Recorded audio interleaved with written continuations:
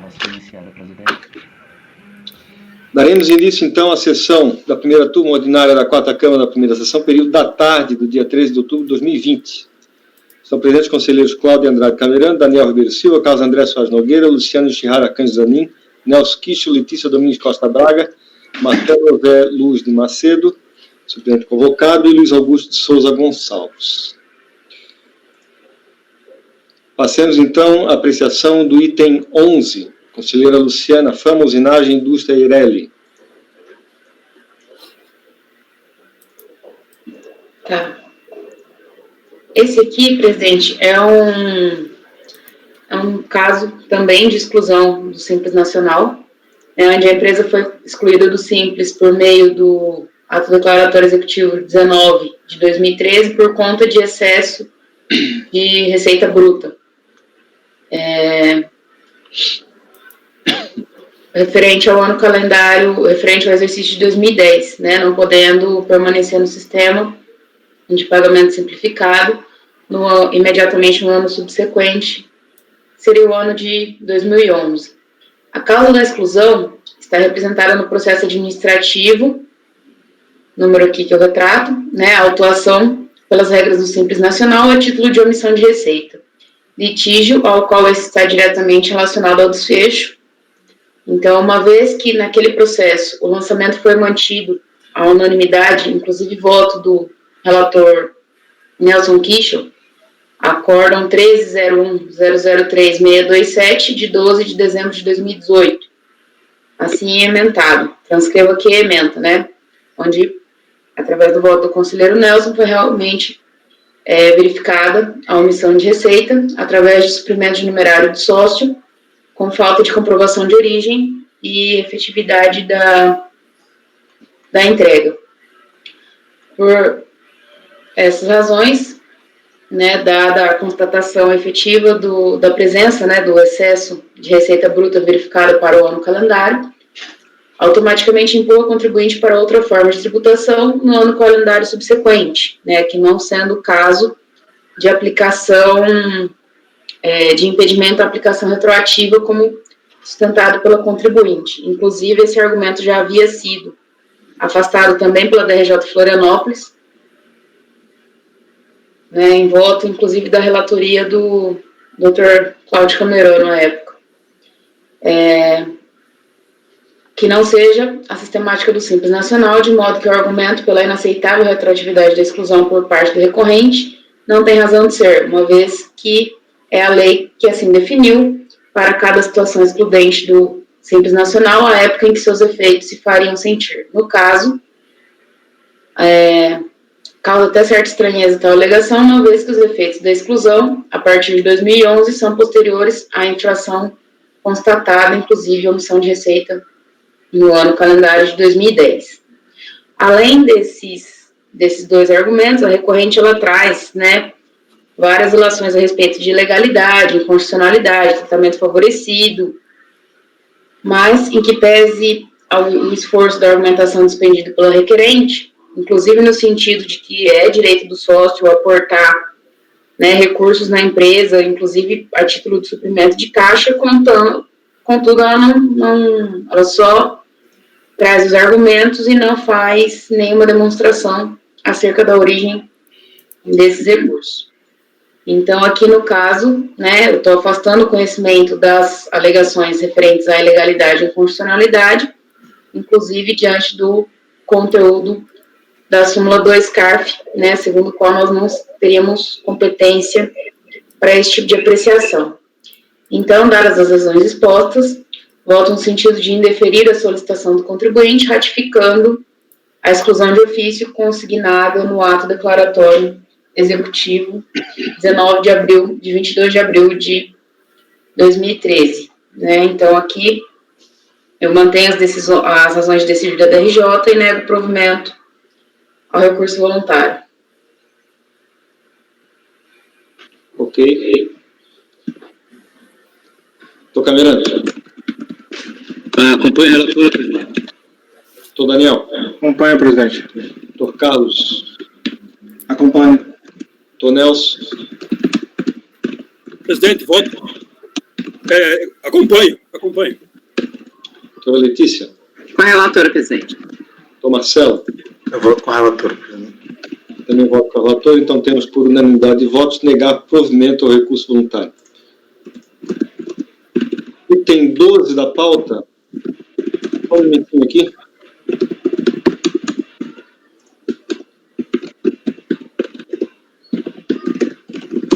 Estou abrindo um coisa e ele não está me deixando entrar na pauta aqui. Só um minutinho, tá?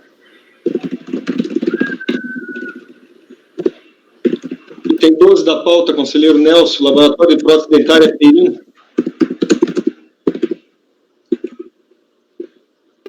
Nelson, desculpa, eu silenciei seu microfone.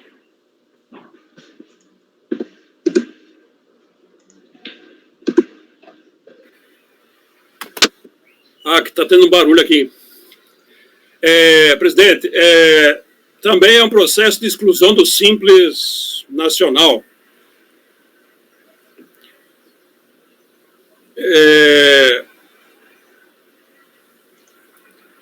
Recorrente Laboratório de Prótese Dentária Perim Limitada Microempresa.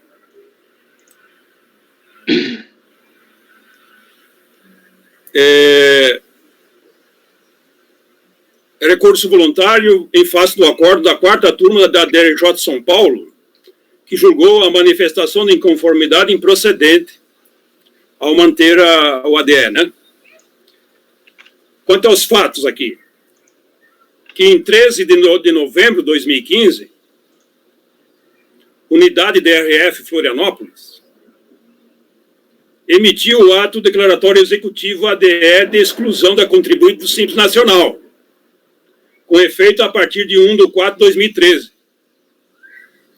por comercialização de mercadoria objeto de contrabando desse caminho. O delegado que assinou o ato declaratório é o Dalmo José Cardoso.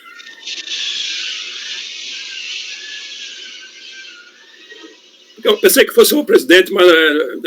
O ato declaratório foi Daltro? Dalmo José Cardoso. Porque o ato declaratório de exclusão geralmente é o delegado da Receita que faz. A alfândega faz uma representação para a delegacia e a delegacia que faz a exclusão. Mas, enfim, deixa eu só abrir o processo aqui. Mas continua, por favor. Eu olhei assim, eu digo... Só um instantinho, doutor Nelson. Não devem ter impedimento. Presidente. Diga, pode falar. Sim, não, eu abri aqui o ato declaratório assinado pelo doutor Luiz Augusto de Souza Gonçalves. Se é o doutor Luiz Augusto de Souza Gonçalves, então eu estou impedido, tá? Doutor Camerano, o senhor assume daqui, tá ok? Pois não, senhor presidente. Estou impedido, estou me declarando impedido desse processo. Eu não sei como eu achei o outro nome ali, mas então, deve ser.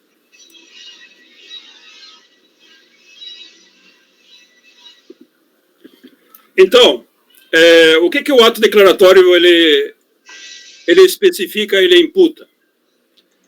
Fica excluída do Simples a pessoa jurídica Vaciele Angélica da Pieve Perim Microempresa. Ela já mudou o nome ali, que conforme está no cabeçalho do voto. Atualmente denominada Laboratório de Prótese Dentária Perim Limitada, microempresa, por ter sido constatado em procedimento fiscal realizado em 10/4/2013, essa é a data da infração, a comercialização de mercadorias objeto de contrabando desse caminho, imputada na situação excludente prevista no inciso 7 do artigo 29 da lei complementar, né? 123/2006, contrabando desse caminho. Os efeitos, eles retroagem até a data do primeiro dia do mês da infração. Então, 1/4/2013. Ficando a pessoa jurídica impedida de ser optante do Simples Nacional por 3 anos.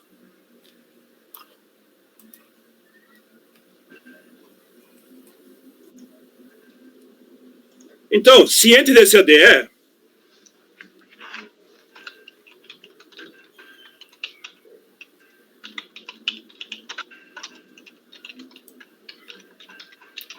a contribuinte apresentou manifestação de inconformidade, argumentando em síntese que a mercadoria não seria da empresa, mas seria da Vacielli, que é uma sócia, a pessoa física, né?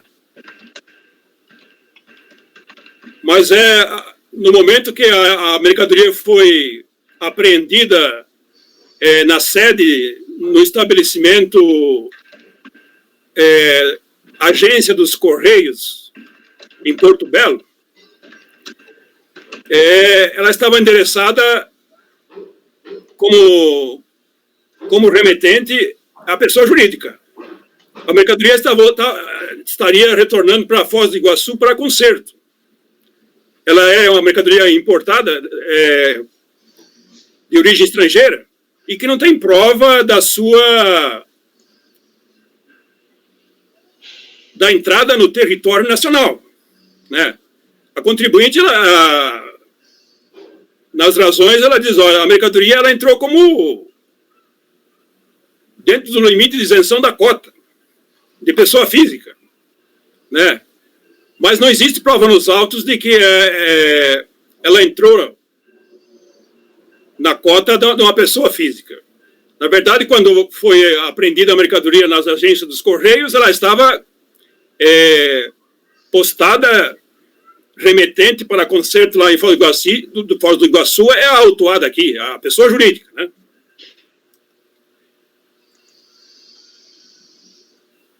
Então, a contribuinte alega que o fato não estaria se subsumindo como contrabando e descaminho, porque teria entrado como dentro da cota de isenção.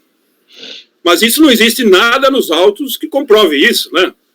O que existe nos autos é um termo de apreensão e um auto de infração que imputou a pena de perdimento, e no processo de pena de perdimento a contribuinte sequer apresentou, foi intimada para tal, mas sequer apresentou defesa. Lá no processo de pena de perdimento, a contribuinte a pessoa jurídica foi revel, né? Quer dizer, né, o fato está decidido, o fato está consumado aqui. Na DRJ, São Paulo julgou a manifestação de inconformidade improcedente, né? Dizendo, olha, essa atividade aí é mercadoria de origem estrangeira, né? Não tem documento de ingresso regular no território nacional, no país, né? E todos os atos estão em nome da pessoa jurídica. Então, manteve o ADE de exclusão.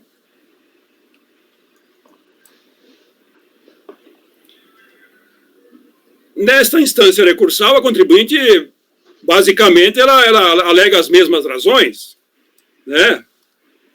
Dizendo que isso não seria contrabando desse caminho, que a mercadoria seria da sócia, pessoa física, e não da pessoa jurídica, né? E aí alega inobservância do princípio da verdade material, da legalidade da compra da mercadoria, que estaria dentro da cota de $300. A mercadoria entrou por Foz do Iguaçu, mercadoria importada do Paraguai. A tipicidade da conduta, né, de descaminho e contrabando, da ilegalidade da exclusão do regime do Simples Nacional. Então, esses são os fatos, são as alegações, as razões do recurso. Então, eu passo agora ao voto. O recurso voluntário é tempestivo e preenche os demais pressupostos de admissibilidade. A lide, objeto dos autos, trata de exclusão da contribuinte do Simples Nacional, com efeito jurídico a partir de 1/4/2013. Porque a infração ela foi constatada em 10/4/2013, né? Conforme a DE de 13/11/2015. Constante dos autos, em face da apreensão pela Receita Federal de mercadoria de origem estrangeira sem documento de ingresso regular no território nacional, objeto de contrabando desse caminho. o fato por estar subsumido no artigo 19, inciso 7, o fato está subsumido no artigo 19, inciso 7º da Lei Complementar 123 de 2006, e que implicou, então, a exclusão do Simples Nacional. A decisão ACOA manteve a exclusão da contribuinte do Simples Nacional, nos termos do ADE, pois a contribuinte não comprovou o regular ingresso da mercadoria no país. E aqui eu transcrevi aqui o fundamento da decisão ACOA, né?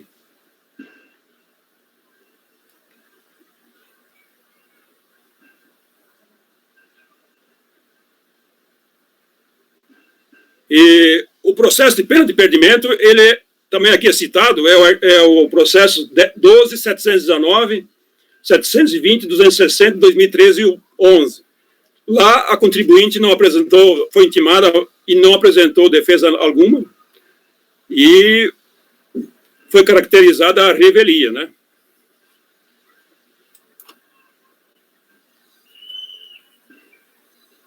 Então, a decisão ACOA, assim plenamente cabível a emissão do ato declaratório executivo pela DRE Florianópolis, número 308, com efeitos retroativos a partir de 1/4/2013, porquanto guarda perfeita consonância com a legislação de regência do Simples Nacional.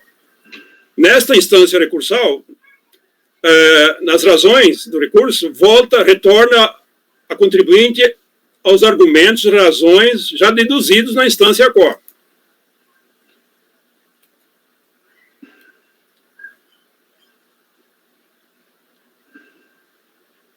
Ou seja, que a mercadoria de origem estrangeira seria da sócia da recorrente, senhora Vassiele Angélica da Pieve Perim, e não da pessoa jurídica. Que inadvertidamente a sócia utilizou sua pessoa jurídica para fazer a remessa de mercadoria de origem estrangeira via agência dos Correios ST para Foz do Iguaçu, para conserto. Uma vez que o fornecedor lá da mercadoria importada no estrangeiro, mas o fornecedor lá do Paraguai também tem uma pessoa jurídica na Foz do Iguaçu e se comprometeu a consertá-la, né?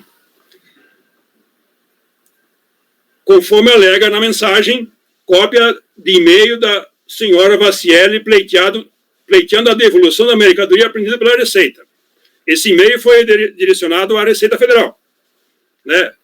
Então, a Vassiele, a pessoa física, ela diz, a mercadoria é minha, mas ela é sócia da pessoa jurídica aqui, excluído do Simples.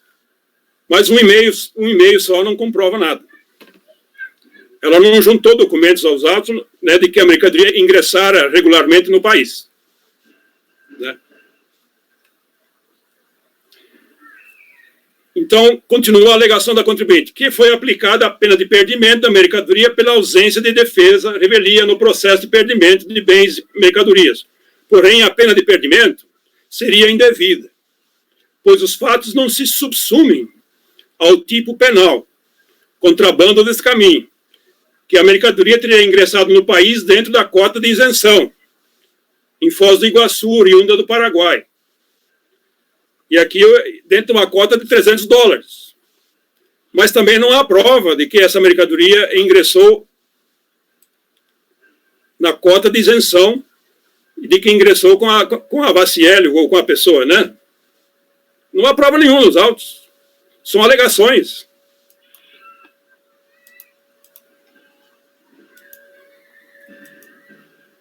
E que mercadoria é essa? Aparelho de reprodução de TV a cabo, né?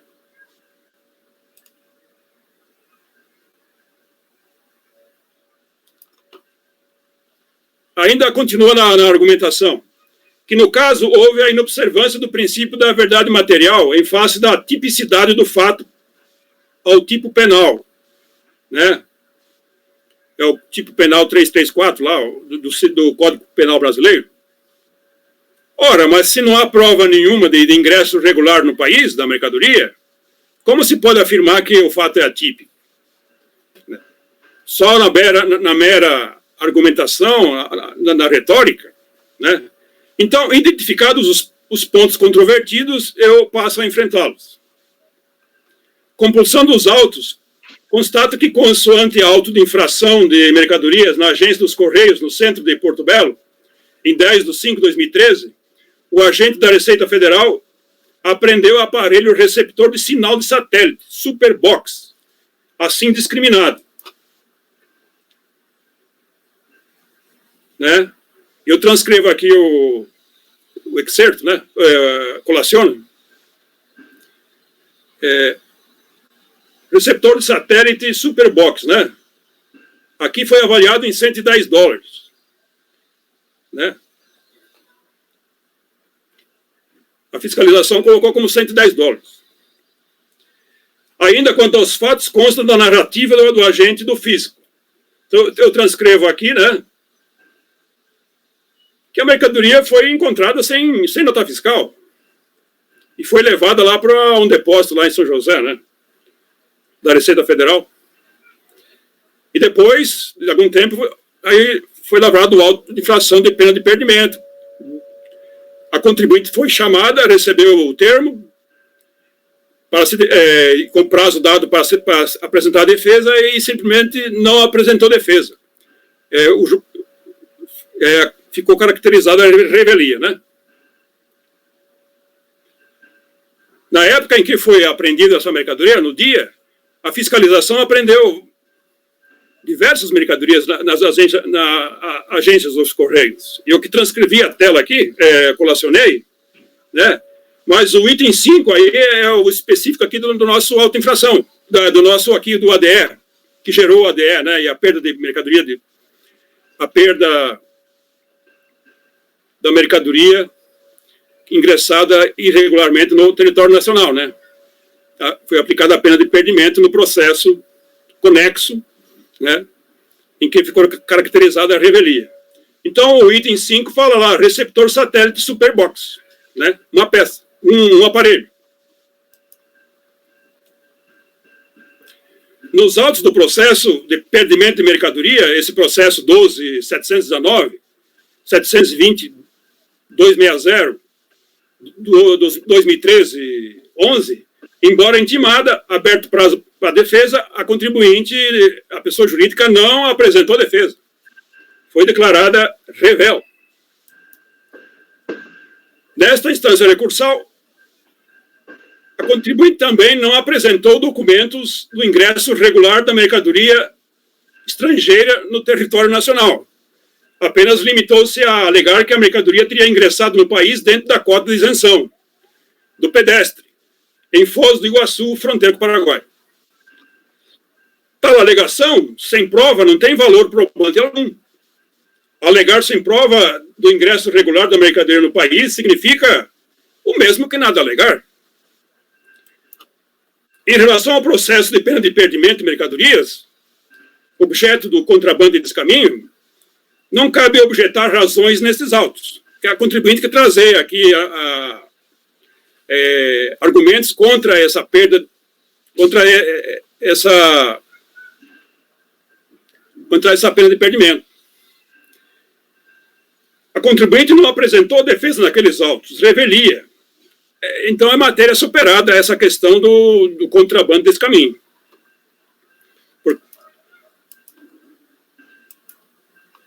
Ademais, não trouxe prova nos autos de que a mercadoria ingressara de forma regular no país. Então, já estes autos tratam especificamente da exclusão da contribuinte do Simples, que é um efeito reflexo lá da pena de perdimento, lá da apreensão da mercadoria de origem estrangeira que ingressaram no país de forma irregular, porque não há provas e não apareceram as provas até agora. Não apareceram as provas nesta instância recursal. Então,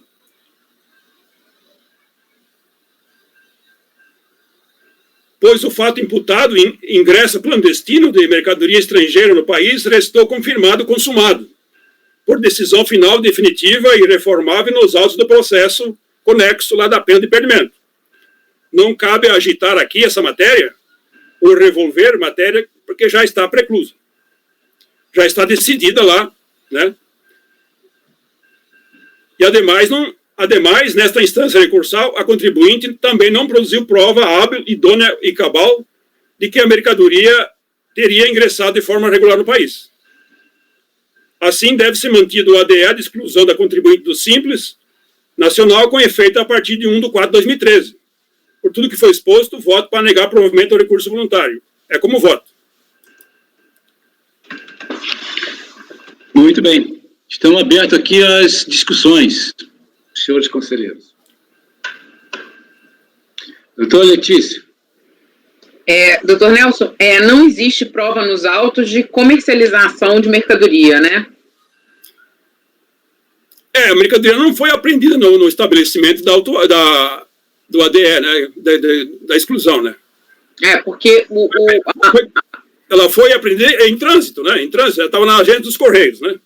Pois é, e assim, a lei complementar, ela fala que é a comercialização de mercadoria, objeto de contrabando, que gera a exclusão do Simples.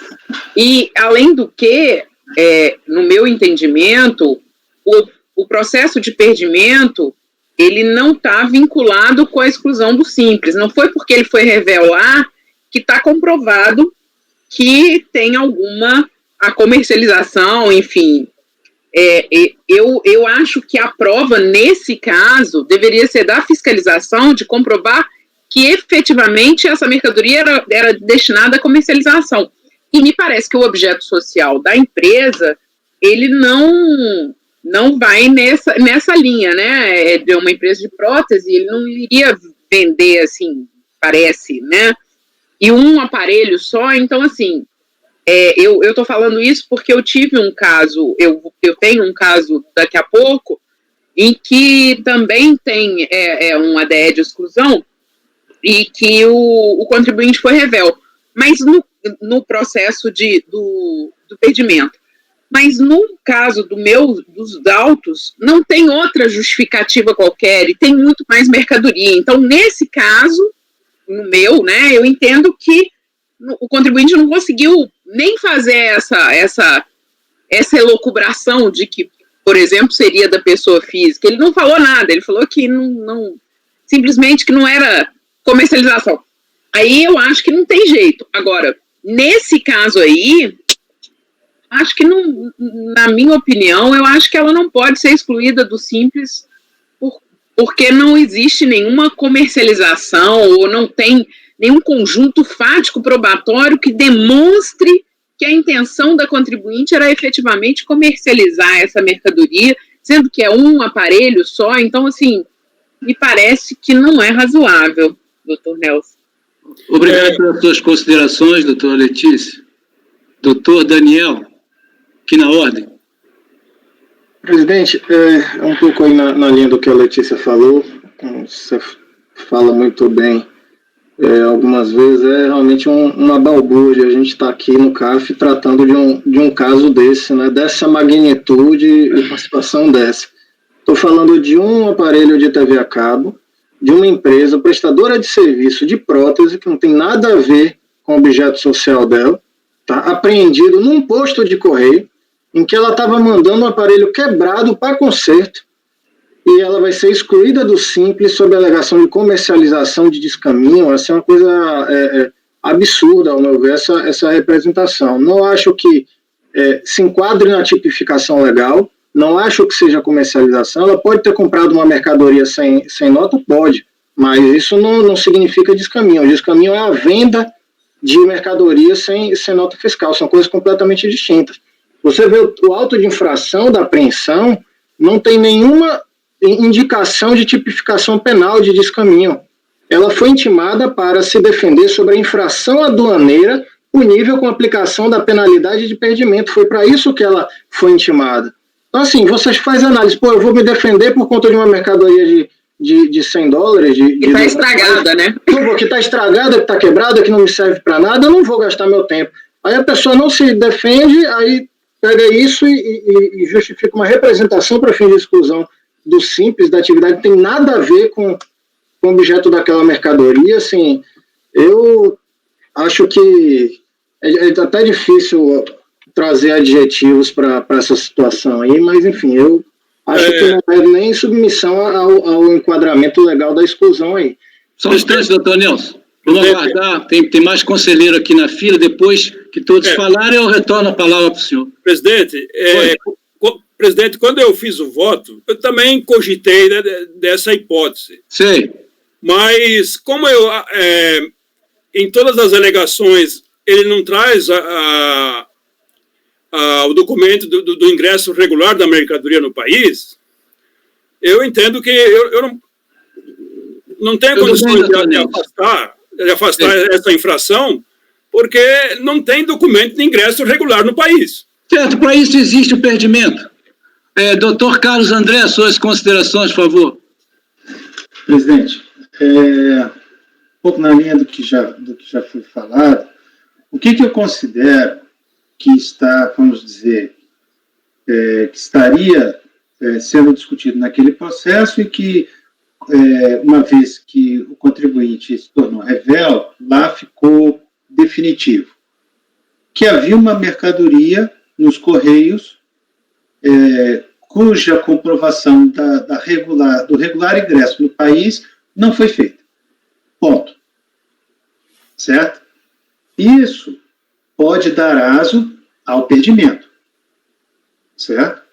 Mas para fins de exclusão do Simples, há que se demonstrar a comercialização. Então, mesmo que o ingresso não seja regular, o que no meu modo de entender é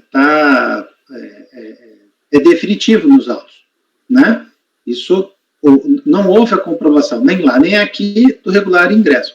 Mas veja, mesmo que uma pessoa jurídica adquira um bem que ingressou de forma irregular no país, por exemplo, para o seu ativo permanente, digamos que fosse usar isso no seu estabelecimento lá, né, para os clientes, para os próprios funcionários, no momento de intervalo, querer olhar uma TV, alguma coisa assim, isso não configura a hipótese de exclusão do Simples, que exija a configuração da comercialização, que é distinto do que ficou demonstrado lá naquele outro processo. Né? Então, me parece que está bem assentado que não há a comprovação do regular ingresso no país, mas não está demonstrada a comercialização. Ao contrário, os indícios que temos são de que isso não era para comercialização. Como foi apontado, né, a atividade da empresa é completamente distinta, e também a quantidade. Quer dizer, um único, né, não revela por si que tenha uma destinação comercial. Né? Quer dizer, se tivesse sido apreendido lá no estabelecimento, oferecido, se fosse um estabelecimento que vem comercializasse esse tipo de produto, tivesse no estoque, né? Mas nada disso, nenhuma dessas circunstâncias que poderiam, né, nos levar a concluir que houvesse a comercialização, nenhuma dessas circunstâncias está demonstrada. Então, o que me parece é que está bem posto, que realmente não há o regular ingresso, né, e incumbe ao contribuinte comprovar esse regular ingresso, isso né, está na lei, está no regulamento aduaneiro, mas não está demonstrada a comercialização, que é a hipótese para a exclusão do Simples. Muito bem, alguém mais gostaria de falar? Comentar alguma coisa? Presidente? Pois não. Como eu falei, quando eu fiz o meu voto, também eu cogitei dessa hipótese. Realmente não tem... Devia ter mantido nela. Mas, eu digo, mas ele não comprovou o ingresso regular, mas como o presidente já frisou com propriedade, ele já foi apenado lá com a pena de perdimento. Sim. Então, aqui não tem comercialização, não tem justificativa para retirar contribuinte do Simples Nacional, e, além do mais, 3 anos que não pode ficar no Simples. Olha que tragédia. Pois é. Então, eu reformulo meu voto para afastar o ADE, né? Isso. Eu vou reformular meu voto porque eu fiquei convencido de que realmente ele já sofreu a penalidade lá pela pena de perdimento. Isso. E aqui não tem nada a ver, aqui não tem comercialização. Exato, são 2 coisas distintas. Perfeito. Uma coisa é o perdimento. Não tem a documentação da importação, não tem a documentação regular da importação. Prende a mercadoria, prende lá esse cabo aí de televisão, sei lá o que é isso. Prende. Agora, daí a jogar a empresa fora do Simples, e a DRJ, ela vai para uma linha também da unidade de aduaneira. Não, você não impugnou a autoinfração, está revel, está excluído do Simples. Não é assim que funciona. Não é por aí. Ela nem questionou os argumentos da defesa, trazidos na defesa da impugnação. Por quê? Não, você está revel com perdimento, mas são coisas distintas, nós já vimos isso aí em outros votos, né? Uma coisa é o perdimento, não tem? Então perde a mercadoria. Agora, aqui, ele não dialogou com os argumentos da recorrente, nós estamos vendo aqui que é uma mercadoria que não tem nada a ver com atividade. Objeto social? Né? São R$110, alguém vai fazer, não tem prova de descaminho nenhum, isso foi pego lá nos Correios, entendeu? Então, eu também concordo com a maioria daqui da turma. O senhor vai reformular seu voto, então? Então, o fechamento do voto é o seguinte. Dar provimento ao recurso voluntário para afastar o ADE e manter a empresa desde 1/1 de 2013, no Simples. Desde 1/4 de 2013. Isso, vê a data certinha para a gente colocar aqui, deferir a opção. 2013. Afasta o ADE desde o início, o seu efeito, né? E mantém a empresa no Simples Nacional desde 1/4 de 2013, né? Muito bem. O conselheiro relator modificou seu voto. Estão todos de acordo? Doutor Daniel? Acompanho. Presidente. Doutor, quem é? Marcelo? Não, Luciano. Doutor Luciano. Eu acompanho a mudança de voto do relator, mas acho que o Carlos votaria antes, né? O doutor Carlos me perdoe. Doutor Carlos. Eu acompanho o relator. Agora é tudo, doutor Luciano. É isso? Sim, acompanho. Muito bem. O importante é que não pode faltar ninguém. Agora é o doutor Marcelo? Letícia. Acompanho o relator também, presidente. Agora é o doutor Marcelo. Acompanho, presidente. Muito bem. Então temos por unanimidade de voto afastar o ADE, né? Sim. E mantendo a opção da interessada no Simples a partir de 1/4 de 2013. 1/4 de 2013. O presidente deve estar ouvindo aí, mas eu vou colocar aqui. O presidente está se divertindo aqui, viu, cara? Então olha aí, está ele aí. Então, senhor presidente, o senhor pegou tudo aí? Peguei tudinho aqui, galera. Doutor Nelson, parabenizo pela alterado voto, já que já está sedimentando uma certa jurisprudência aqui na turma. Parabenizo sua atitude. Senhor presidente, passo aí a palavra para o senhor agora. Tá bom. Nelson Magnânimo, não é isso? É isso aí. Eu estava aqui ouvindo a discussão e dando graças a Deus que eu não estava votando nesse processo, sabe? Porque eu teria que tecer severas críticas à autoridade administrativa que editou esse ato declaratório. Realmente é um absurdo. É um absurdo. Para não falar só da caixinha, né? Mas houve um erro crasso aí, né? Que a doutora Letícia levantou muito bem. Não é uma mercadoria posta à comercialização, né? É uma mercadoria que você compra, e veja bem, compra no mercado interno. Você compra no mercado interno, de terceiro, até com nota. Você compra essa porcaria dessa caixinha aí. Aí você bota no correio para consertar. Quer dizer, é complicado, muito complicado. Então, ainda bem que eu não votei, mas estava me divertindo aqui, viu? Bom, passamos então ao julgamento do item 13, conselheira Luciana, Indústria e Comércio, Espabra.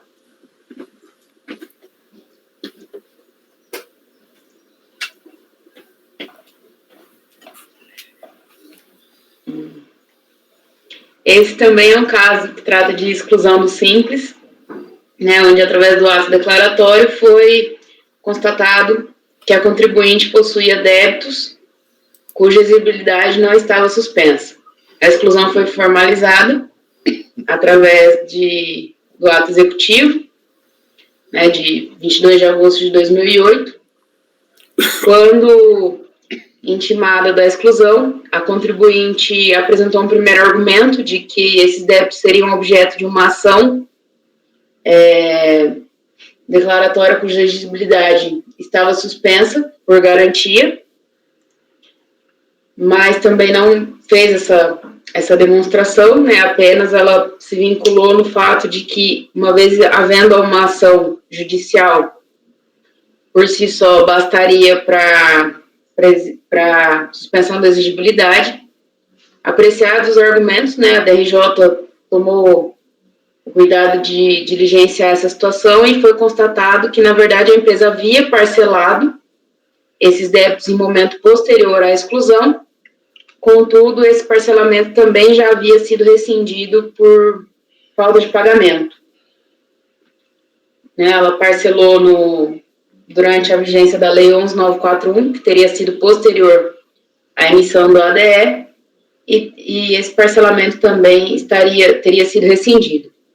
Então, por esse motivo, haja vista a ausência de demonstração da suspensão da exigibilidade dos atos objeto desse ADE, né, eu mantenho a decisão da DRJ.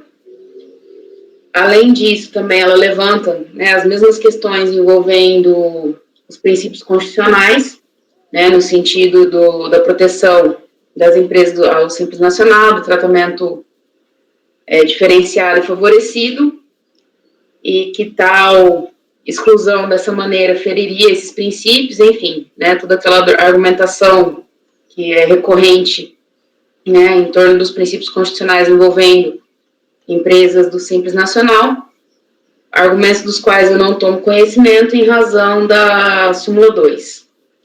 Então, ante o exposto, voto no sentido de indeferir a solicitação do contribuinte, ratificando a exclusão de ofício consignada no ato declaratório executivo e nego o provimento ao recurso voluntário. Muito bem. Alguém tem alguma dúvida? Doutor Cameirão. Acompanhe a relatora. Doutor Daniel. Com a relatora, presidente. Doutor Carlos. Com a relatora. Doutor Nelson. Presidente, voto com a relatora. Doutora Letícia. Com a relatora, presidente. Doutor Marcelo. Também, presidente. Então, temos por unanimidade de votos negar provimento ao recurso voluntário. Ok? Item 14, conselheira Letícia, recorrente Ruth Pereira de Lima, Restaurante Limitado. Bom, presidente, também é um ADE por débitos sem exigibilidade suspensa. Foi apresentada manifestação de inconformidade, falando que ela tinha parcelado os débitos,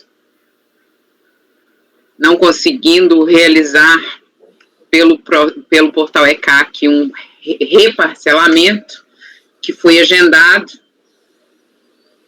e requereu a inclusão no Simples por esse motivo. A impugnação foi julgada improcedente, a delegacia registrou que, embora a contribuinte tenha pedido parcelamento, verificou-se que só foi paga a primeira parcela, que as demais continuavam pendentes. Logo, não teria a contribuinte regularizado os débitos no prazo legal, não tendo como se deferir o pleito. Inconformada com a decisão, interpôs a contribuinte recurso a esse conselho, argumentando que tinha agendado atendimento para a solicitação do reparcelamento dos débitos, pois não foi possível realizá-lo por ECAC, mas que não conseguiu ser atendido.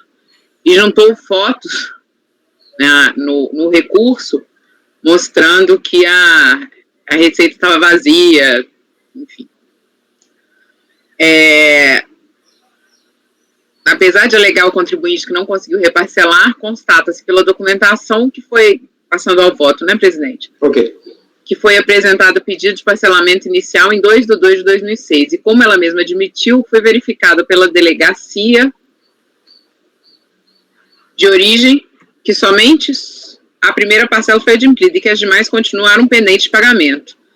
Assim, não tendo a contribuinte regularizado seus débitos no prazo legal, não há como deferir seu pleito. Em face do exposto, conduzo meu voto para indeferir o recurso, mantendo incólume a decisão de origem por seus próprios fundamentos. É como voto, presidente. Ok. Doutor Camerano? Compõe a relatora, presidente. Doutor Daniel? Com a relatora, presidente. Doutor Carlos? Com a relatora. Doutora Luciana? Acompanho a relatora, presidente. Doutor Nelson? Presidente, voto com a relatora. Doutor Marcelo? Presidente. Então, por unanimidade de votos, negar provimento ao recurso. Muito bem. Item 15. Recorrente atual informática limitada da minha relatoria. Vamos abrir aqui.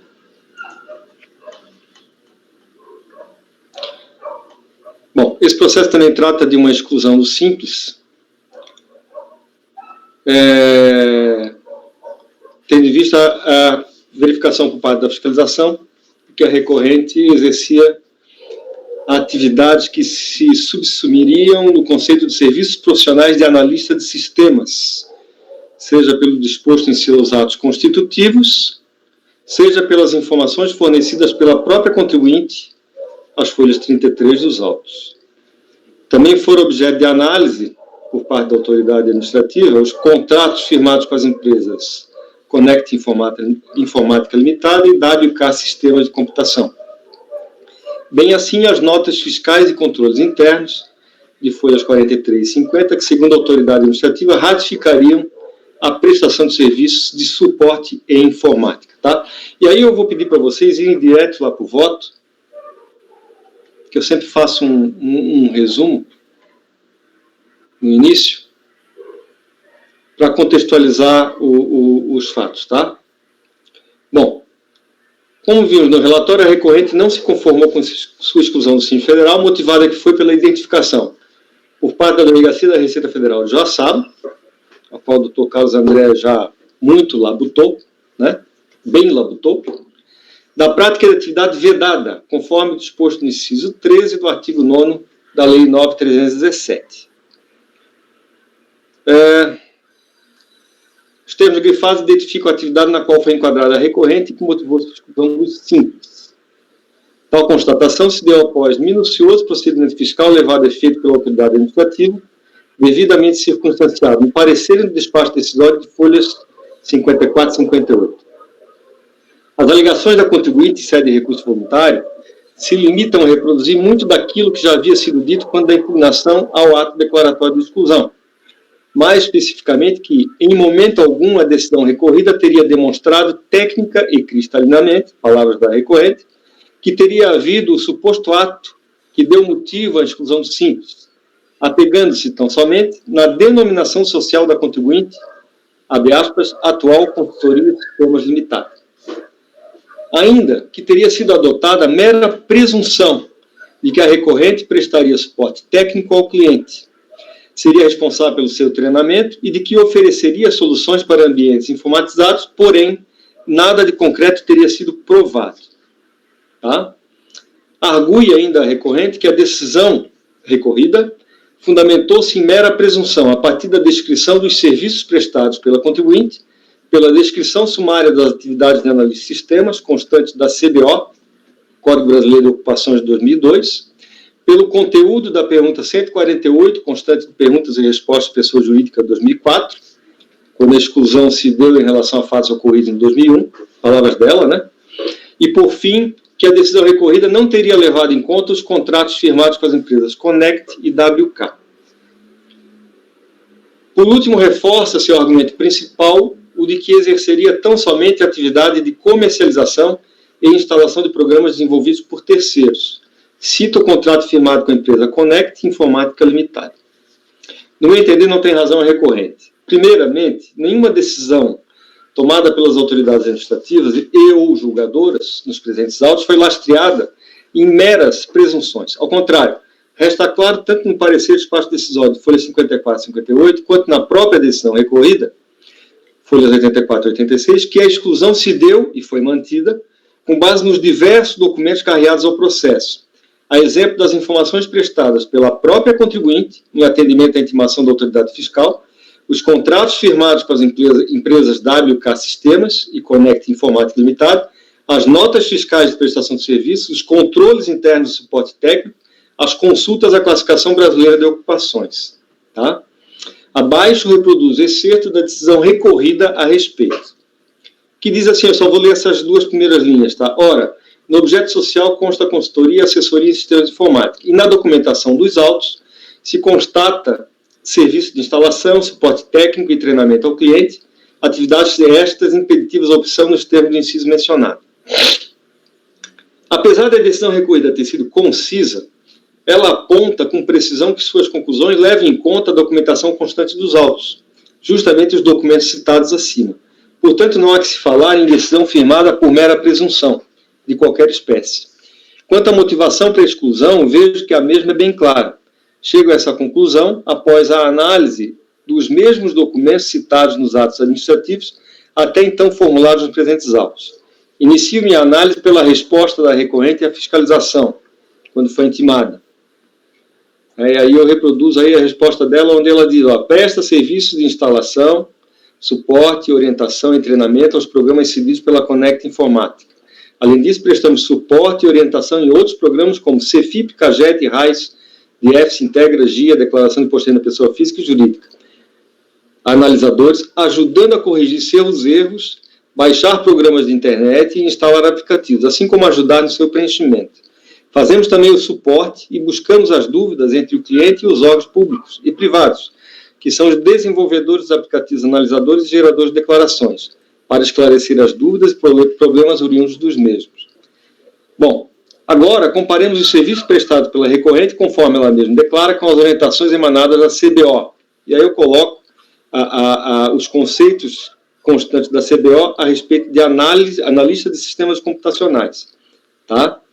Lá tem analista de suporte computacional, analista de suporte de banco de dados, analista de suporte de sistema, analista de suporte técnico. E tem uma descrição sumária ali embaixo, né, do que seriam essas atividades de analista de suporte. Desenvolve implantes de sistemas informatizados, dimensionando requisitos e funcionalidades do sistema, etc, etc, etc. Tá? Vocês podem ler ali. A seguir, vejam o conteúdo dos contratos firmados entre a recorrente e as empresas WK Sistemas e Connect Informática. E aí eu reproduzo os dois contratos, tá? E faço as minhas considerações lá embaixo. Percebe-se, a partir dos documentos acima, que a recorrente tem por objeto a prestação de serviços de venda e revenda, instalação, suporte técnico e operacional, via telefone ou internet, treinamento, organização de seminários, distribuição de prospectos, adaptação, em função de mudança da legislação, orientação, assessoria técnica e comercial, devendo manter, inclusive, sob sua responsabilidade, profissionais capacitados e treinados com conhecimento técnico para o tipo de atendimento de suporte ou manutenção de softwares fornecidos. Eu tirei tudo isso aqui dos próprios contratos, tá? Todas essas atividades constam dos próprios contratos. Bom, todas as atividades listadas acima, efetivamente exercidas pela recorrente, estão devidamente comprovadas nos documentos juntados aos autos, sem espaço para qualquer espécie de presunção, e se coaduna com o rol de atividades informadas pela própria contribuinte às folhas 33, além de se enquadrar perfeitamente no rol de ocupações e serviços exercidos pelos analistas de sistemas computacionais, de acordo com a CBO. Os contratos firmados com a empresa WK Sistemas e Connect Informática também não socorrem a recorrente como quer fazer crer a mesma. Muito ao contrário. Conforme vimos acima, tais contratos não caracterizam uma simples atividade de revenda de software, com a Connect Informática, o acordo é de verdadeira cessão de direitos sobre softwares especifica. Junto com a cessão de direitos sobre softwares, advém a responsabilidade de suporte dos programas, sua instalação, implantação e operacionalização, atividades que não são afetas a uma simples revenda de software. A Connect, ela cedeu os direitos integralmente sobre aqueles softwares, tá? Para recorrente. Eu acho que ela até saiu do mercado depois de ceder esses direitos aqui, pelo que eu entendi do contrato de cessão de direitos que eu analisei. Já com a empresa WK Sistemas, o contrato prevê a obrigação de manter, entre aspas, profissionais capacitados e treinados com conhecimento técnico para o tipo de atendimento a ser desenvolvido, seja de suporte ou de manutenção de softwares, além da necessidade de, abro aspas de novo, promover os softwares da WK Sistemas ativamente, distribuindo prospectos, ministrando seminários, participando de feiras e eventos, promovendo cursos de treinamento, telemarketing e outros meios afins. Também, nesse caso, tais obrigações contratuais em nada se assemelham nem podem ser reduzidas a uma simples revenda de software. Por todo exposto, considero absolutamente correta a exclusão da contribuinte Simples Federal por infringência ao artigo 9º, inciso 3 da Lei 9.317/96, razão pela qual não há motivo para a reforma da decisão recorrida. Tá? Assim, voto por negar provimento ao recurso voluntário. Dúvidas? Nenhuma? Passemos à votação, então. Conselheiro Camerano. Acompanho o voto do relator, presidente. Doutor Daniel. Com o relator, presidente. Doutor Carlos. Você sabe que a DRF Joaçaba é uma escola, né? Então, voto com o relator. Aliás, a gente de Florianópolis ouve essa observação que o conselheiro Carlos André fez agora há quantos anos? Desde que eu estou na Receita. Né? Porque, pelo menos os colegas que vêm para Florianópolis, e muitos deles passaram por Joaçaba, que é uma unidade que a gente chama de unidade de entrada, né, Carlos André? Uma unidade de entrada, né? Onde as pessoas vão lá e 2 anos depois já estão saindo para outras unidades. Então, alguns ficam um pouquinho mais, né, Carlos? Mas, enfim, é uma escola. Não tem memória lá. Infelizmente é isso mesmo. Mas, apesar disso, é uma delegacia que trabalha bem. Né? Trabalha muito bem, eu gosto muito da delegacia de Joaçaba. Tem seus problemas, como a maioria das unidades da Receita, principalmente hoje em dia, com a falta de pessoal, mas sempre trabalhou bem. Bom, doutora Luciana. Acompanho o voto. Doutor Nelson. Acompanhe, presidente. Doutora Letícia. Acompanho, presidente. Doutor Marcelo. Também, presidente. Acompanho. Então, temos, nesse caso, por unanimidade de votos, negar provimento ao recurso voluntário.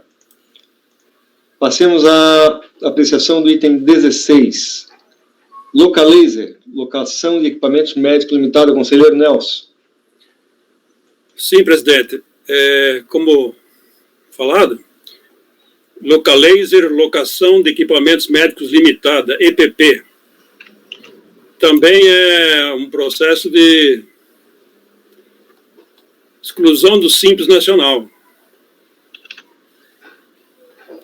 É um processo dramático, é complicado aqui. Eu vou tentar relatar porque eu estou votando pela não conhecer do recurso.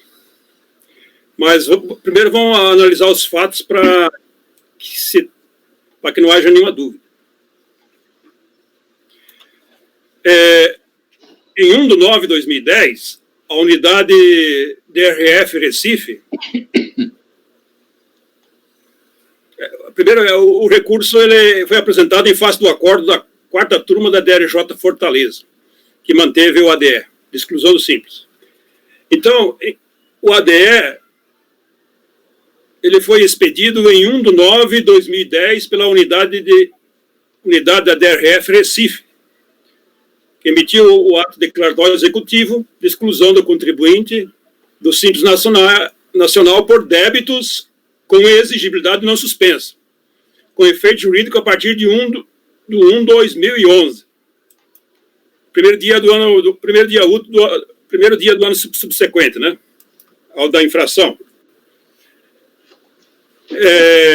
São débitos aqui do ano calendário 2007, como eu colacionei aqui o ADE, né? Uma cópia dele. São débitos do ano calendário 2007, 2008. São 3 colunas de débitos aqui. 2007 e 2008. Valores originários sem acréscimos legais. Para regularizar, deve processar a opção consulta de débitos. Aqui o contribuinte alega o seguinte, que ele estava no Simples, mas recolheu os tributos pelo lucro presumido. É uma confusão do contador, e então ele ficou em débito com os tributos do Simples e pagou os tributos no âmbito do lucro presumido. Como ele estava devendo os débitos do Simples, ele foi excluído. É uma história maluca. Aí ele fala, olha, eu paguei no Simples lá mais de 100 mil, e os tributos do Simples é 50 mil, vai me sobrar 50 mil ainda. Mas eu estou sendo excluído do Simples e os débitos ele já, do Simples estão em execução fiscal, né? E esse crédito, ele também já entrou com um processo conexo para pedir esse crédito, né?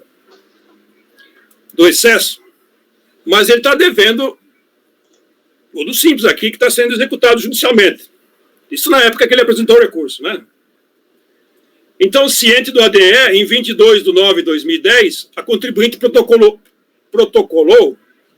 eu acho que também vale dizer protocolizou, em 17/11/2010, formulário denominado contestação à exclusão do Simples Nacional, campos preenchidos manualmente, e quanto às razões, apenas consignou de anexo. Ou seja, juntou cópia de petições e despachos extraídos dos processos número 2010-31, aqui o final, né? E 2010-16, que tratam, respectivamente, da cobrança de tributos do Simples e do pedido de compensação tributária do que ele acha que pagou a mais.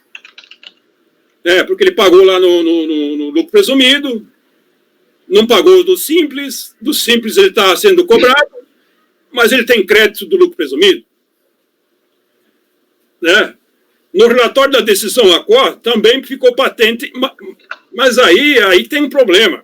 Quando ele apresentou a manifestação de inconformidade, ela já estava manifestamente intempestiva. Mas não sei por que a DRJ conheceu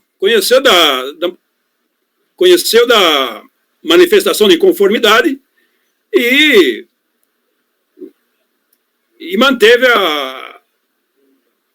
a empresa excluída do Simples. Ou seja, manifestação de inconformidade improcedente. Isso está claro aqui no despacho. Ó. Cientificado da exclusão em 22/9/2010, o contribuinte manifestou inconformidade em 5/3/2013.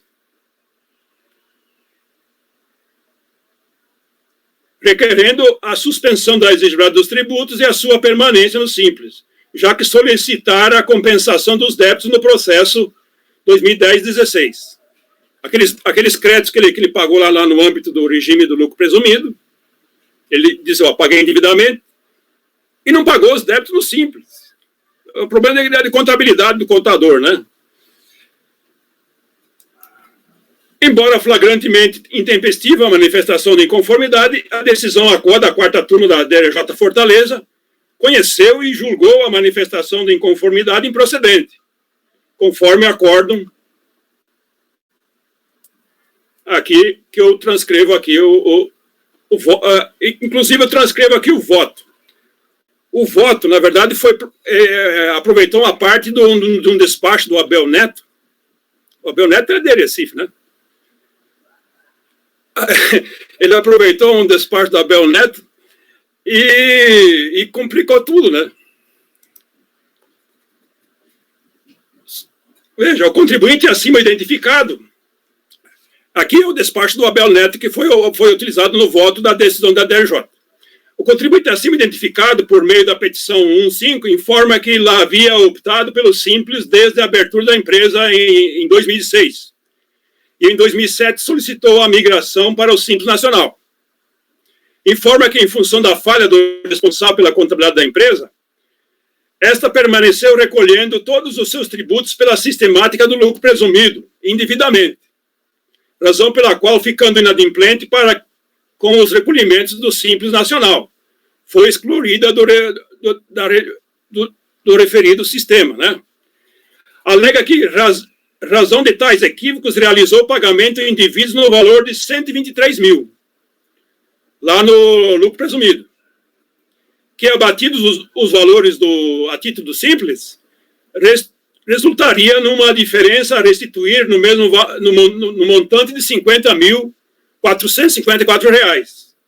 Requer, ao final, que sejam compensados os valores devidos a título simples com os valores recolhidos na sistemática do lucro presumido. E, ao final, restituído o saldo remanescente de acordo com as planilhas apresentadas pelo mesmo. Isso é dentro aqui dos autos do Simples, né? Ele pediu compensação.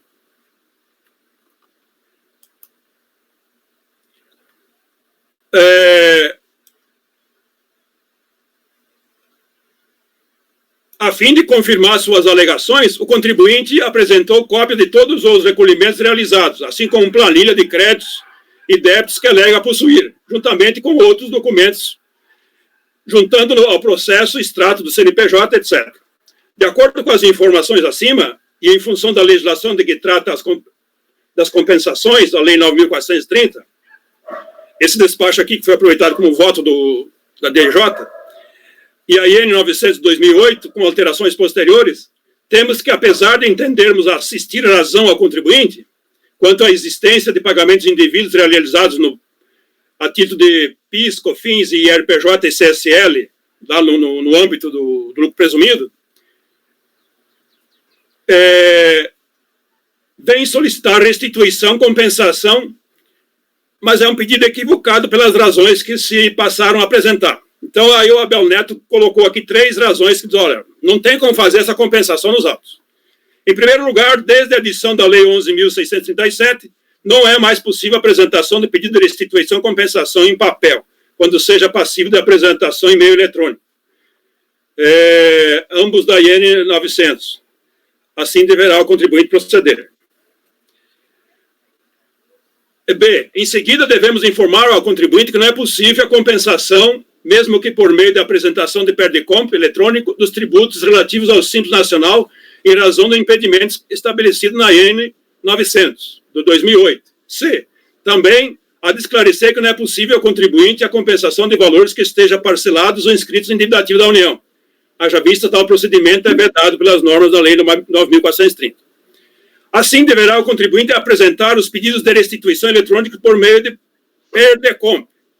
Tem que gerar outro processo, PERDECOMP, juntamente com as declarações de compensação, quando cabíveis, haja vista os impedimentos acima.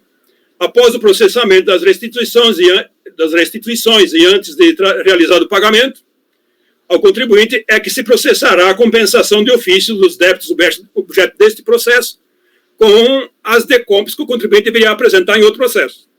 Né? Daí você faz reconhece o crédito lá, aqui tem o débito, e faz-se de ofício essa compensação. Né? Porque lá tem decomp no outro processo. Lá. Tem pedido eletrônico de PERDECOMP. Né? Deve-se informar ao contribuinte que é o mesmo faculta a apresentação eletrônica dos pedidos, de acordo com demonstrado nesse termo de informação fiscal. Então, o Abel Neto colocou essa informação fiscal aqui, e a decisão ACOA reproduziu. Então, o que se criou? O contribuinte foi excluído do Simples. Quanto aos débitos do Simples, ele está sendo executado num processo judicial. E quanto aos créditos dos débitos pagos, dos tributos pagos no regime do lucro presumido, ele apresentou uma decomp. Na sequência, a gente vai ver, né? Então, ciente dessa decisão da DRJ, a contribuinte apresentou recurso voluntário. O recurso aqui nessa parte aqui tempestivo aqui, né? Mas o problema está lá na DRJ. Nelson, eu acho que a gente podia partir direto para essa discussão da questão da tempestividade. Se a gente superar isso, a gente volta para as outras circunstâncias do processo. Porque nós já estamos com o adiantado da hora aqui, tá? E eu queria fechar essa pauta da tarde hoje, tá? Tá ok. Então, eu vou direto ao voto. O recurso voluntário, embora tempestivo, não preenche todos os pressupostos da admissibilidade do recurso. Aqui, os pressupostos de admissibilidade do recurso, eles dividem-se em intrínsecos, né? Extrínsecos, também tem uma classificação outra de pressupostos objetivos, pressupostos subjetivos, né? Mas a tempestividade, ele é um pressuposto extrínseco, né? Aqui na primeira classificação. Então, a tempestividade é um dos pressupostos para conhecer para a existência de lide no processo. No caso, como já relatado, jamais houve lide instaurada nos presentes autos. Há fato extintivo do direito de recorrer na órbita administrativa pela existência de preclusão administrativa, pois a manifestação de inconformidade foi apresentada intempestivamente na instância quo. A lide não se instaurou nos presentes autos. Ou seja, a contribuinte tomou ciência do ADE em 22/9/2010, folhas tais, e protocolizou a defesa apenas em 17/11/2010. Formulário denominado contestação à exclusão do Simples Nacional, né? Campos preenchidos manualmente e quanto às razões apenas consignou vide anexo. Ele juntou peças de outros processos, né? Assim, tudo feito de forma perfunctória, de forma de só trazer peças aos autos de outros processos, né? E ainda fora do prazo. Embora conheci, então ele trouxe peças desses processos aqui, 2010-31 e 2010-16, que tratam respectivamente da cobrança de tributos, do Simples, e do pedido de compensação tributária. Que ele está dizendo, eu paguei lá no âmbito do regime do lucro presumido, eu recolhi valores que eu não devia. Porque eu devo, na verdade, aqui no Simples. E no Simples não foi pago nada. Né? Embora conhecida pela decisão ACO, a manifestação de inconformidade apresentada tardiamente, isso não tem o condão de afastar ou superar a existência do vício da intempestividade no processo. A intempestividade é matéria de ordem pública, cognoscível de ofício em qualquer fase ou instância administrativa, de julgamento administrativo. Também no processo judicial também não ocorre essa preclusão, né? A intempestividade, então, é matéria de ordem pública. A tempestividade pode ser examinada de ofício pelo magistrado ou tribunal, ou seja, independente de provocação da parte, a qualquer tempo e em qualquer grau de jurisdição, constituindo, portanto, matéria de ordem pública. Nesse sentido, cabe trazer a colação o entendimento adotado pelo STJ, no julgamento do RESP 992/690, no qual o relator ministro Castro Meira, né? Eu transcrevo aqui, né? É matéria de ordem pública que não gera preclusão, né? Para a análise dessa matéria, dela, né? Mas causa preclusão para o contribuinte que não pode mais se defender porque ele perdeu o prazo. Mas para quem vai conhecer da intempestividade, não há preclusão em qualquer fase do processo. Em uma fase foi intempestivo, é intempestivo para sempre no processo, né? Em se tratando de pressuposto recursal passivo de apreciação de ofício, a ausência de manifestação do recorrido lá da DRJ, né, acerca da intempestividade do recurso não gera preclusão para análise desse pressuposto, né? Consoante decidiu o STJ no julgamento, inclusive, então eu trago uma outra decisão do STJ, né? Em embargos de declaração, no agravo regimental, em recurso de especial, né? Também tem aqui, que conhece de ofício isso. Como demonstrado, o recurso apresentado não preenche os requisitos de admissibilidade, pois não estão presentes e jamais estiveram presentes nos autos o pressuposto de tempestividade. Então, jamais houve instauração da lide nesse processo. Tudo que foi exposto, voto para não conhecer do recurso voluntário. É como voto. Está aberta a discussão. Alguém quer falar? Doutor Daniel. Presidente, só um ponto para debate aqui da gente. Que está intempestivo a manifestação, não tenho dúvida. Tá? A questão aqui é que não houve essa análise de tempestividade. Na verdade, a análise de tempestividade foi ultrapassada pela DRJ. Exatamente por isso que dá a oportunidade de, em sede de recurso, ele questionar a tempestividade, apenas para saber se conhece ou não conhece. Né? Porque se fosse não conhecido lá na DRJ, de repente, agora em sede recursal, ele poderia apresentar uma justificativa para o atraso, ou uma prova que de fato foi intimada em outra data, etc. A partir do momento que a gente reconhece essa intempestividade agora e a preclusão da lide administrativa, nesse momento ele perde a oportunidade para esse recurso, ao meu ver.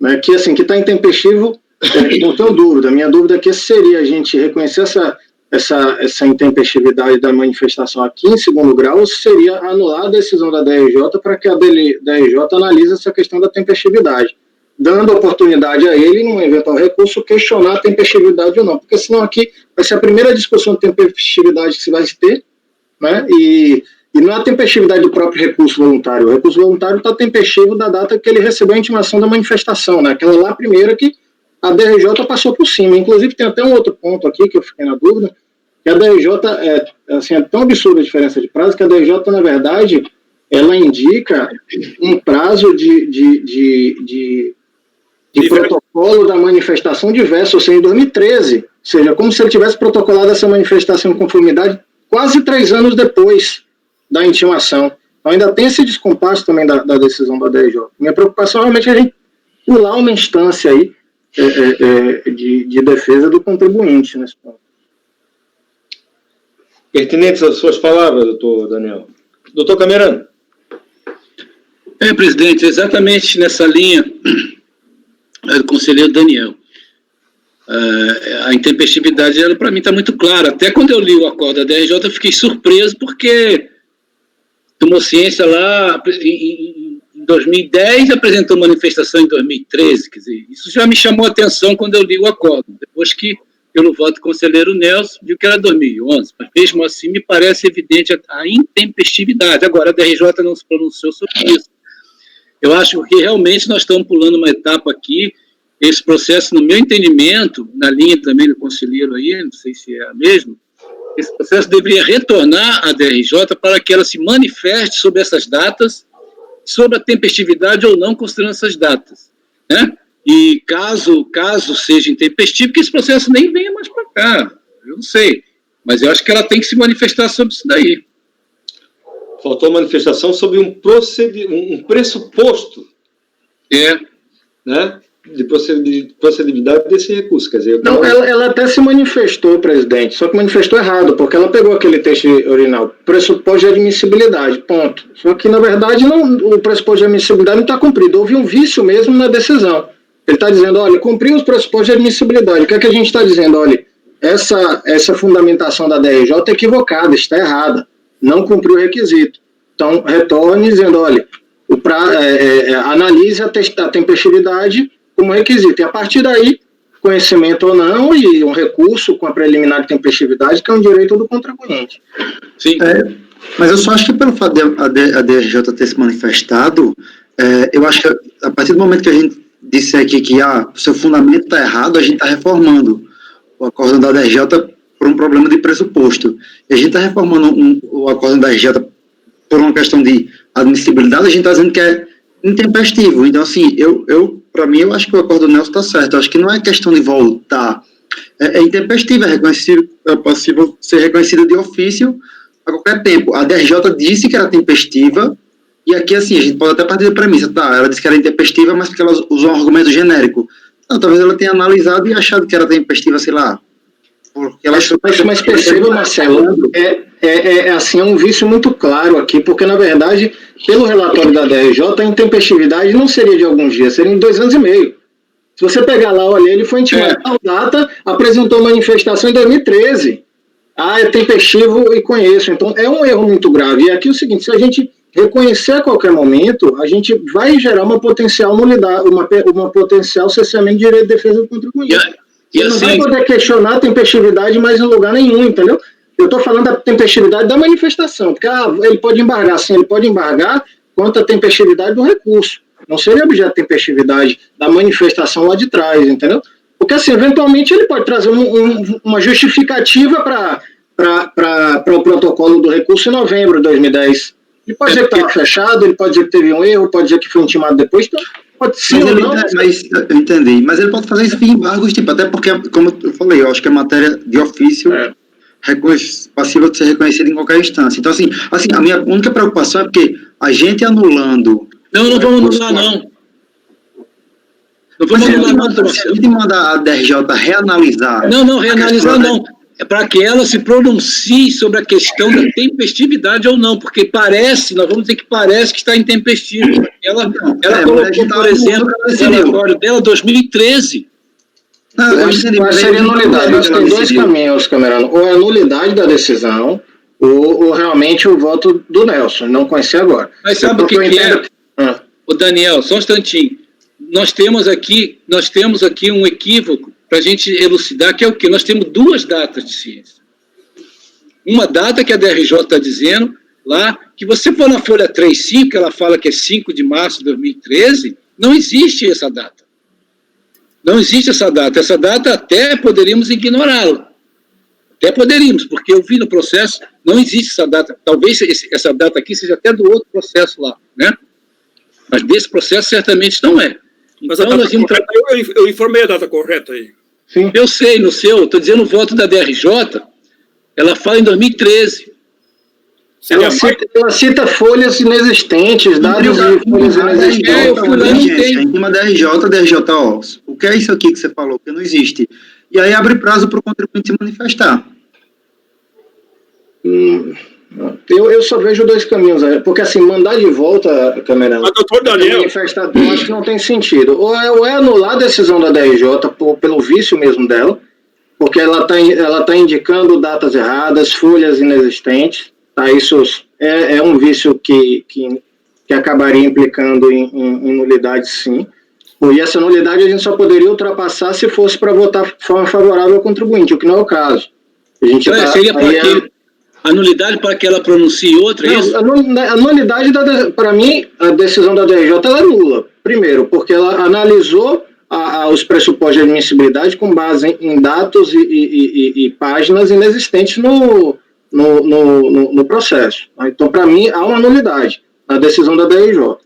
Aqui está intempestivo, repito, concordo que está intempestivo, a primeira fase. Salvo se ele trouxer alguma justificativa para os dias a mais aí. E isso assiste direito ao contribuinte fazer isso em sede de recurso, em preliminar, para conhecimento e tempestividade da manifestação dele.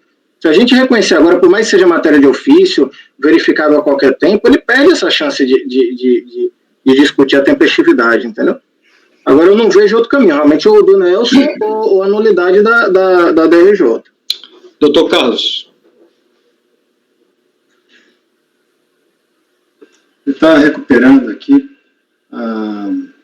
enfim, as normas que regem essa matéria, né? Quer dizer, na verdade, é assim, a DRJ só poderia apreciar se ele houvesse em sede de preliminar argumentado, lançado alguma alegação relativa à tempestividade. Tendo apresentado fora do prazo, impugnação não é. Né?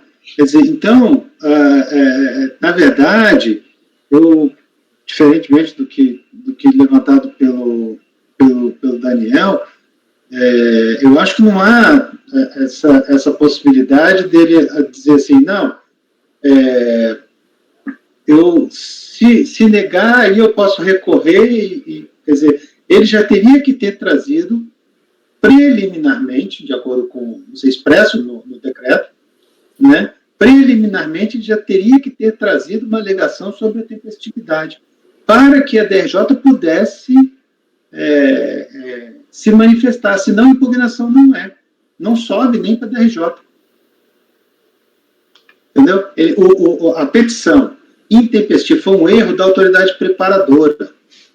Eu também estou procurando aqui no processo, não encontrei nenhum despacho que trate da tempestividade do... Não, o despacho da autoridade preparadora encaminha o processo, ponto. Exatamente. Né? Foi um erro da autoridade preparadora. Esse processo tinha que ter ido, enfim, não só dela, porque ela deveria se manifestar, a autoridade preparadora, mesmo... A DRJ tinha que ter devolvido. Isso, mesmo encaminhando para a DRJ, ela deveria ter se manifestado, mas a DRJ também teria que ter verificado o prazo. Claro, né? Claro. Coisa que só o dirigente do Dr. Nelson verificou. Sim. Verdade? Não, eu fiz esse coisa para dizer que eu estou entendendo que a decisão do conselheiro Nelson está correta. Eu também estou inclinado a ir por esse caminho, viu, Carlos? Respeito a opinião de todos, né? Mas também estou inclinado, já estou adiantando, digamos assim, a não ser que me convençam no decorrer da discussão, mas também estou inclinado a ir por esse caminho. Se permitir, só para reler aqui, né, lá do decreto 7574, né? O processo do Simples é complexo. Não. Ele diz lá, parágrafo 2º, né? Eventual petição apresentada fora do prazo não caracteriza impugnação. Não instaura a fase litigiosa, não suspende a exigibilidade do crédito, nem comporta julgamento de primeira instância, salvo se caracterizada ou suscitada a tempestividade como preliminar. E ela não foi. A petição deles não faz nenhuma referência, né, à tempestividade. Presidente, os argumentos do Carlos André me convenceram aí, viu? Nesse ponto. Então tá. Passemos à votação, então. O voto é por não conhecer do recurso, é isso? Ok. Doutor Camerano. Senhor presidente, realmente, apesar que no mérito o contribuinte não vai ter êxito nenhum, porque ele pagou pelo presumido e deixou de pagar pelo simples, enfim, uma confusão só. Mas acontece que eu acho que a DRJ ela deveria se pronunciar primeiramente sobre isso. Eu acho que estou aqui me atribuindo uma coisa que ficou meio que no ar. Ela pode ter lá as razões dela para considerar tempestivo, lá, ela disse que preencheu os requisitos de admissibilidade, aí eu vou aqui dizer que não preencheu, por causa da data. Inclusive tem a data que é novembro, que é 2011, tem a data tem um outro agravante que tem a data no acordo que fala em 2013.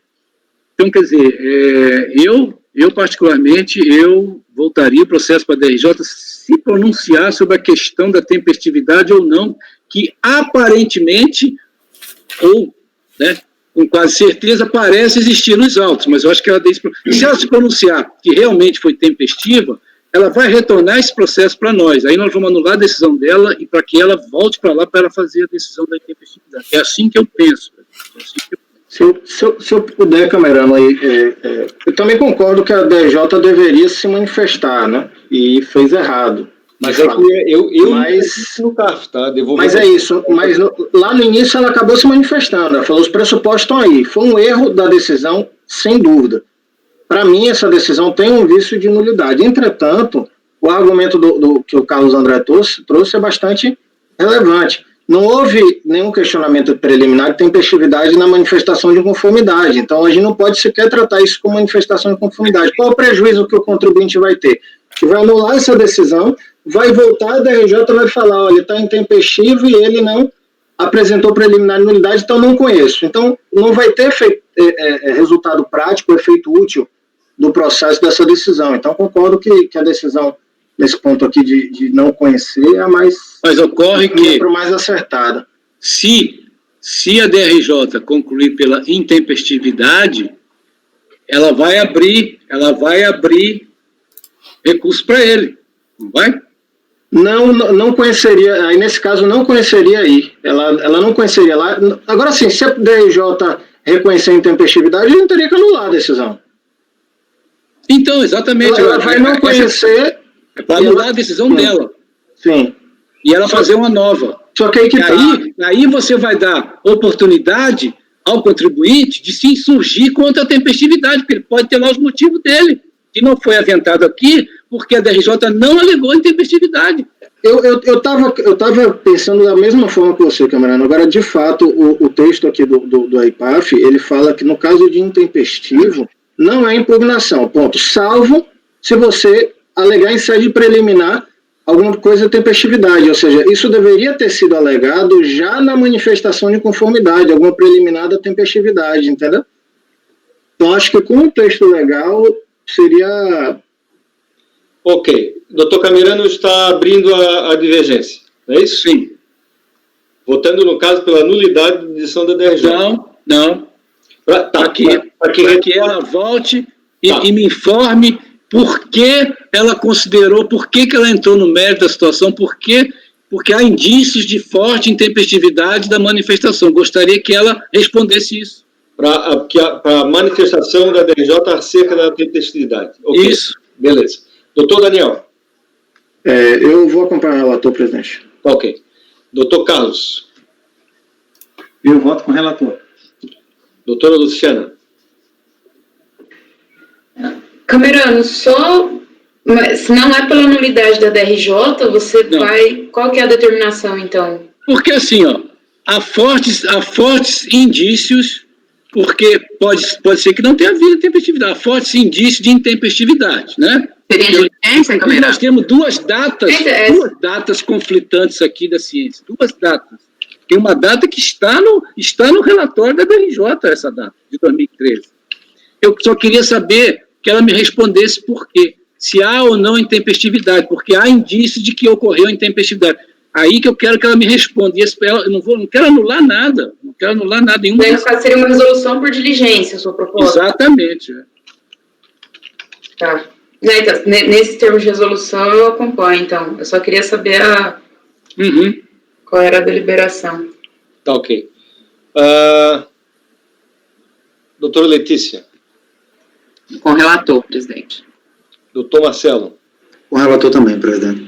Também voto com o relator. Então, temos, por maioria de votos, não conhecer do recurso voluntário. Vencidos os conselheiros Cláudio Andrade Camerano e Luciana Yoshihara Kanzanin, que votavam pelo retorno dos autos da DRJ para que se manifestasse a respeito da tempestividade da manifestação de inconformidade.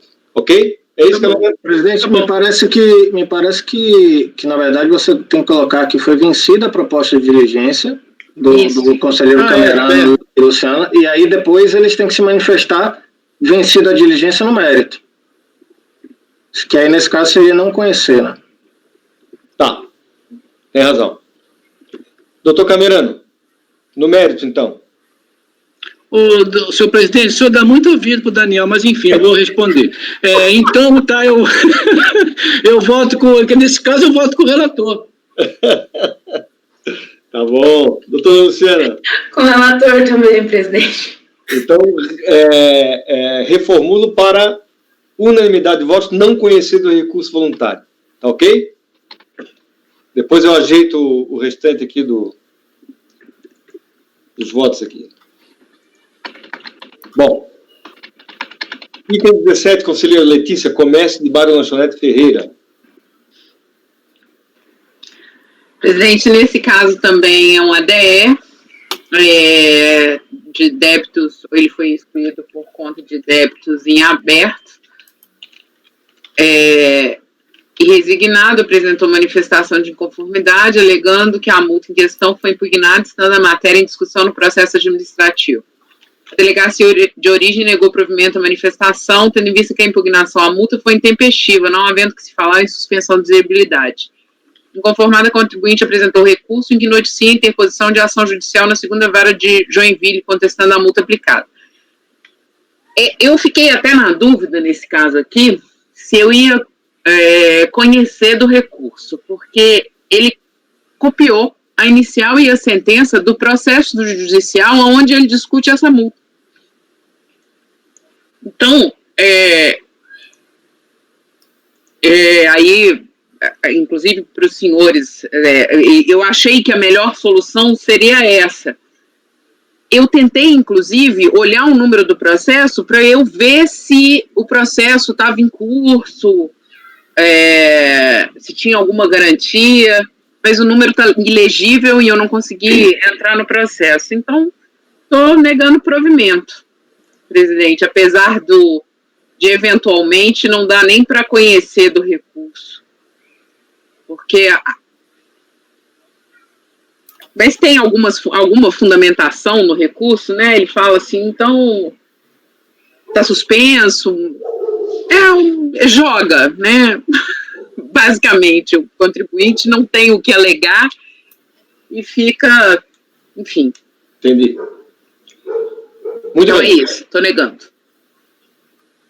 Doutor Camerano. Pois é, né? Essa multa, mas não é a mesma multa sendo discutida na justiça? Foi depois isso aí, a multa? Na área judicial lá?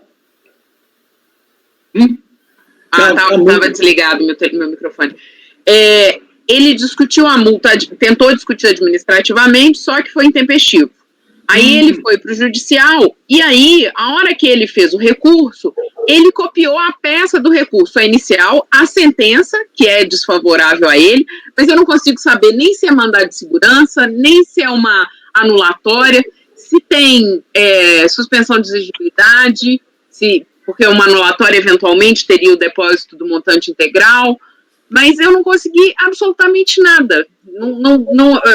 O número está ilegível. Eu tentei julgar para fazer algumas adivinhações para ver se eu conseguia ter acesso ao processo, mas não tem nada. Ok, acompanhe a relatora, presidente. Ok. Doutor Daniel. Presidente, a dúvida que eu tinha também foi esclarecida. Eu acompanhei, é bem objetivo. O que ensejou a exclusão foi a existência do débito. O débito ele não foi contestado porque foi intempestivo na esfera administrativa. Então, isso daí é o fato objetivo. Caberia ele trazer alguma prova de ter anulado esse débito, ou o débito que fundamentou, justificou essa exclusão, que não foi o caso. Ele precisava trazer a regularização ou algo que demonstrasse que estava suspensa a exigibilidade, de repente, naquele momento. Né? Os fundamentos são distintos, realmente. Eu acompanho. Doutor Carlos André. Eu acompanho. Doutora Luciana. Acompanho o relator, presidente. Doutor Nelson.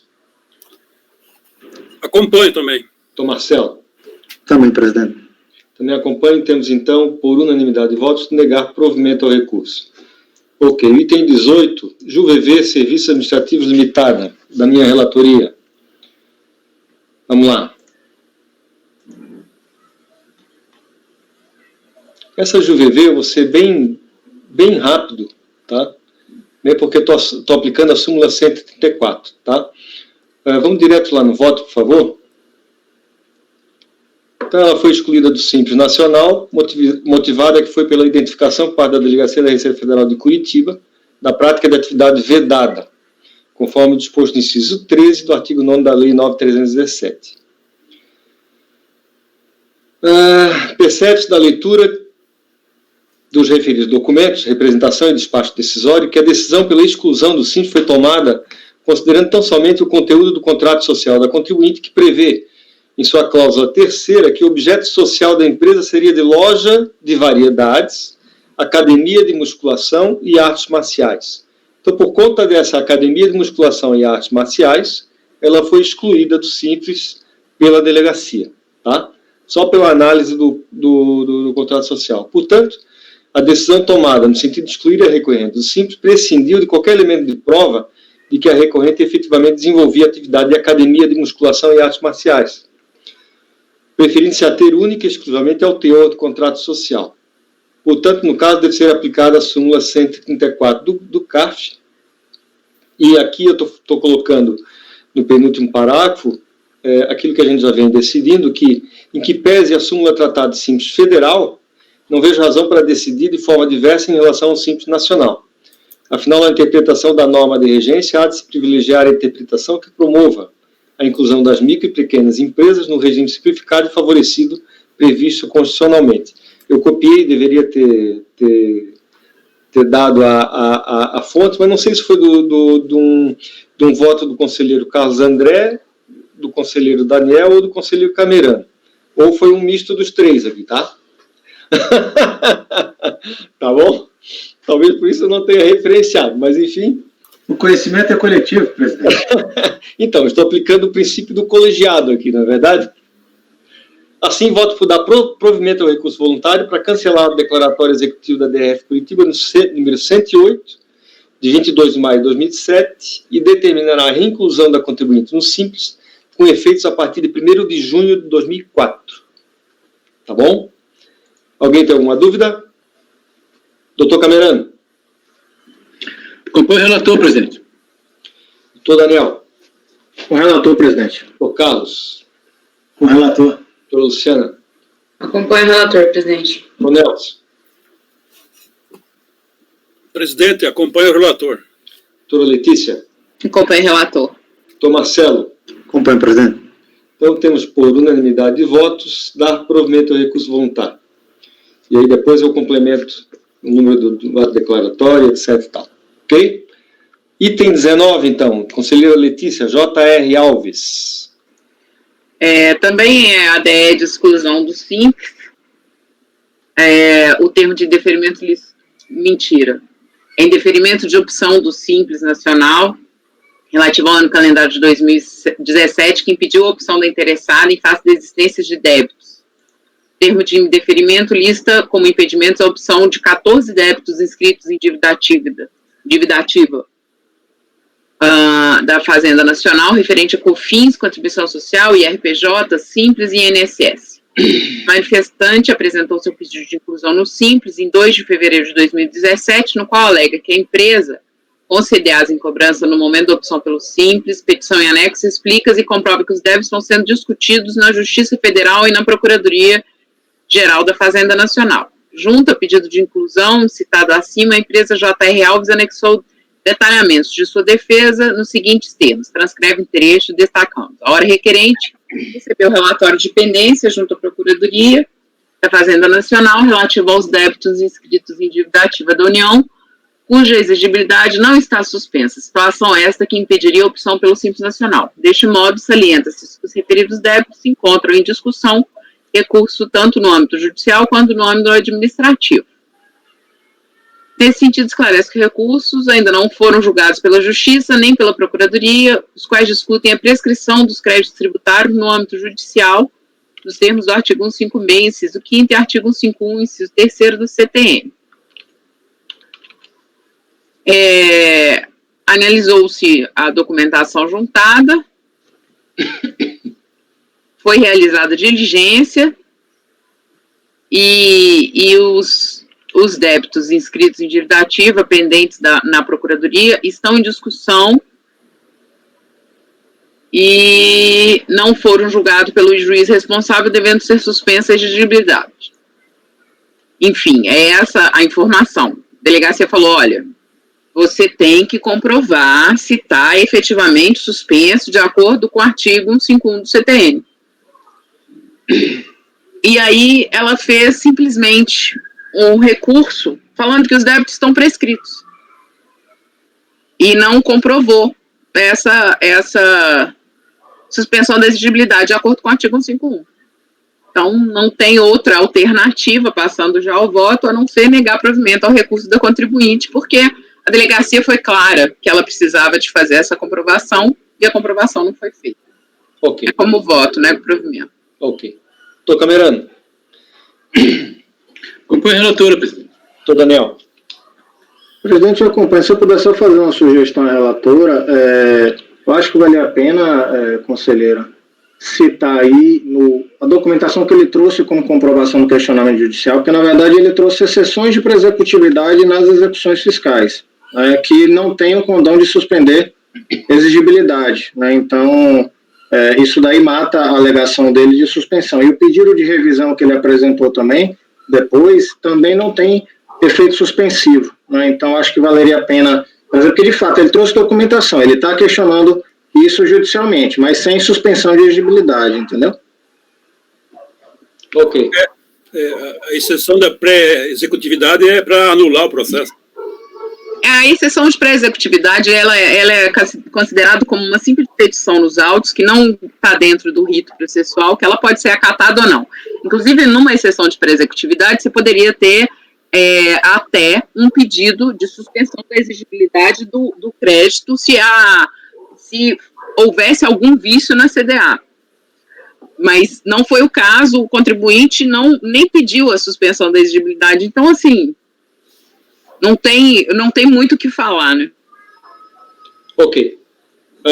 Doutor Carlos André. Com a relatora. Doutora Luciana. Acompanho a relatora, presidente. Doutor Nelson. Acompanho a relatora. Doutor Marcelo. Também, presidente, acompanha. Também acompanha a relatora. Temos, então, por unanimidade de votos, negar provimento ao recurso.